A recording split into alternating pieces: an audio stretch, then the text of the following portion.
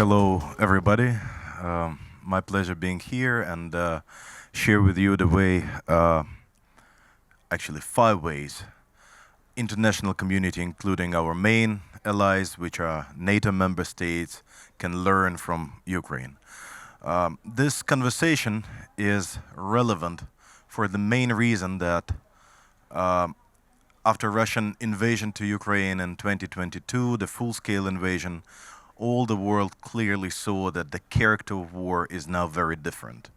Uh, it's hard even to mention in how many dimensions the war we are fighting against Russian oppression of our liberties is different from the global war on terrorism, which Western world was busy fighting for over 20 years before, and from all other worlds to be fought previously.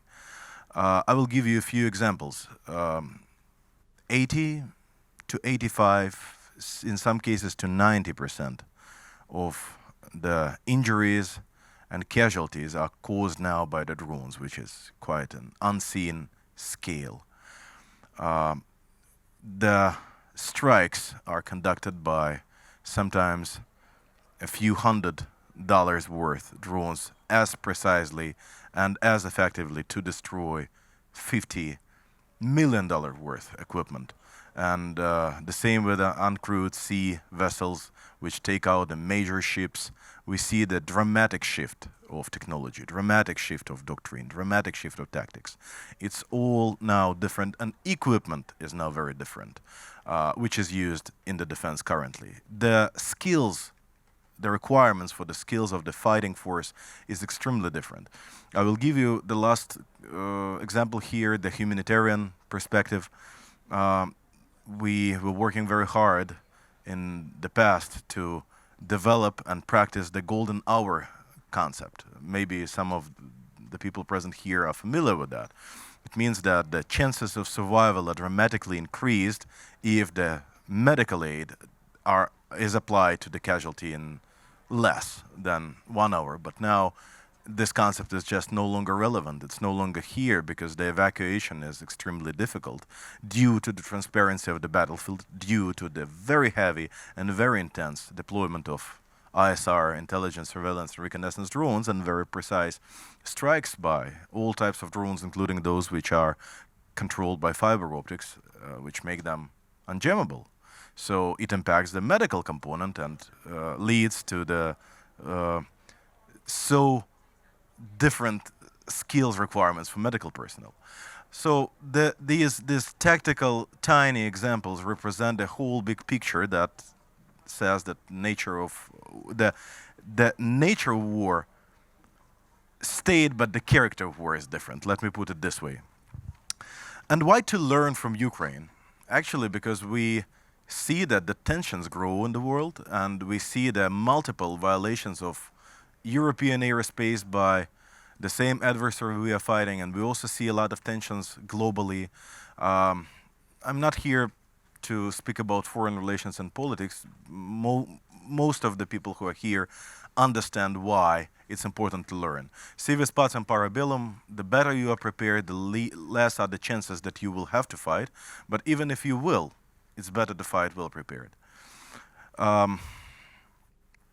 At least 4 main actors can learn from our experience that are military and intelligence services, because that would be their prime time to show what they're capable for when it comes to the defense in hybrid or in massive large-scale warfare. Emergency response and medical organizations, because every life counts.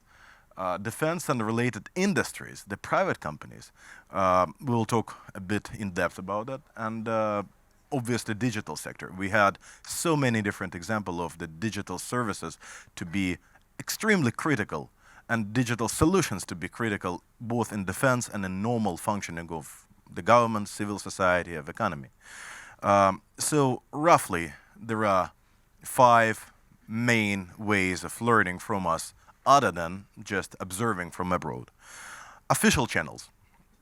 Government to government. We see clearly how it works this week when the president of Ukraine, Vladimir Zelensky, announced that Ukrainian forces are advising Danish government on countering drones. So it's a minor injection of experience, but it's a good example of G2G cooperation. Private defense service providers. NATO this week announced that Ukrainian veterans first in the history, the veterans which were provided by a private company as contractors attended the military exercise in Poland, training and advising UK and US armed forces in countering US. I'm proud to say that it was our team practicing this thing, and it was the first time in history we gain such achievement and such trust, but that's another way of doing through private channels, and it's quite new because it was really very first interaction with such allies, other than in the medical sphere, which we did in 2023 here in Estonia in Tartu. R&D and establishment. Many companies, especially those who are working in defense and also the software development, they open offices in Kyiv, which physically helps to decrease the loop of feedback to make the better product, testing them quicker. Or this is the force they are partnering and building partnership joint ventures with Ukrainian companies. Last, not least, especially relevant for the defense is, sending troops. I was in doubts if I have to say it here publicly that sending troops is an option to learn, and I decided to leave this option here because some of the people who hate the way we live, hate the values we practice. They did exactly this, and you see a massive amount of North Korean forces fighting specifically for the purpose of learning, acquiring the techniques, and whatever you can imagine to fight us better in the future. So if they are capable to do so, why shouldn't I leave it here under potential consideration at least? So let me talk you briefly through every option, just pros and cons from my perspective. Government-to-government cooperation is definitely an essential part every country should consider, but it will never fulfill the demand of private industry. It will never even fulfill fully the demand of the governments that are interested, because the armed forces of Ukraine and the Ukrainian government is not a consultant, nor they are a service provider to serve specifically. They can share some, especially the relevant data, but likely they won't be as flexible as to fulfill the whole demand or help you building the capabilities. So it's an essential but not enough part of the cooperation. Private defense services are limited because they cannot rely on the people who are active duty, so they may be lacking certain capabilities or data, but they are much more flexible, and now this sector will be booming in Ukraine, but currently you won't name any it would be difficult for you to name Ukrainian defense service providers, as we are seeing only the beginning of this market.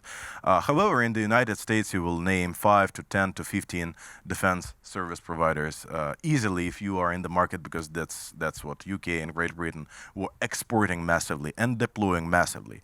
To give you an example of the future that Ukraine will have, if we see the US model of private defense contractors involvement in Afghanistan, it was 1-to-1 ratio of civilian defense contractors to military personnel, so deployed quite massively. And it would be, I guess, a global trend. So I recommend this stuff, but with the limitations of access to data and access to the rarest expertise, and also the capabilities are not that huge that state has. R&D and establishment, extremely necessary if you are in defense. So if you are in defense, if you are selling the equipment and software to somebody, even not to Ukraine, and it's not tested in Ukraine, then it's just irrelevant. The reason is that the character war is different. So if you do not include the key characteristics into your R&D, then what do you sell? What war are you helping to avoid or prepare for? The previous wars of the past, thank you, waste of money and time. So having R&D and well-established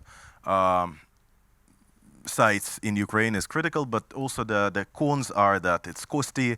Navigating a Ukrainian market is a bit difficult for foreigners, and also obviously there are some dangers. B2B and partnership with Ukrainian companies are extremely well it fits extremely well into the strategies of a lot of companies. However, bit difficult to choose the right partner. It requires a lot of education and patience to build a real partnership, and also quite a lot of investments, as we are much shorter on resources than we even used to be.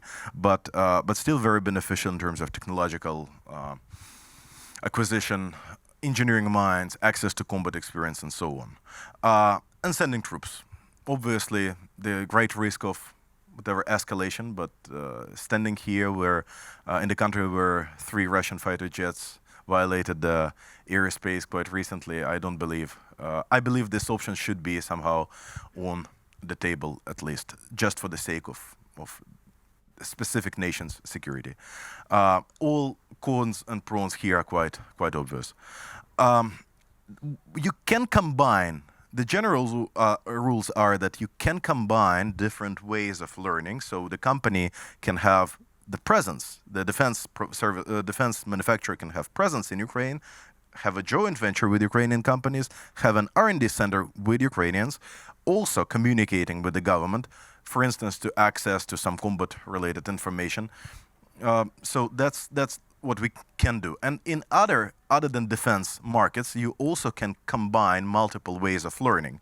The key thing for me is to tell you that deeds mean not words, because if you are saying, we learn from Ukraine and we work with Ukraine, but your involvement is limited by attending a nice conference in Lviv or visiting a few partners or having one representative there, or sending something to Ukrainian government, then receiving a WhatsApp or Signal feedback, or working through some other channel, it's clearly not that much that you can benefit from going more deep into the details of what happens on the ground for the sake not only of improving your Ukrainian operations, if you have any, but to prepare for the conflicts or war of the future. Coming back to the general rules, I acknowledge that working in Ukraine is difficult due to a lot of things, objective and subjective.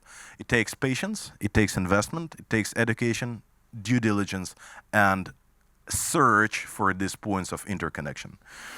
On this thing, I want to highlight once again that we gathered so much capital for what we had to pass through, that if it won't be used to improve your security, your businesses, your business models, your IPs, your inventions, it would be just waste of a very precious resources, not only time and money, but human lives and energy. So please, as you have time to prepare, as good preparedness may mean the avoidance of negative outcomes of a global war, please learn now. Thank you.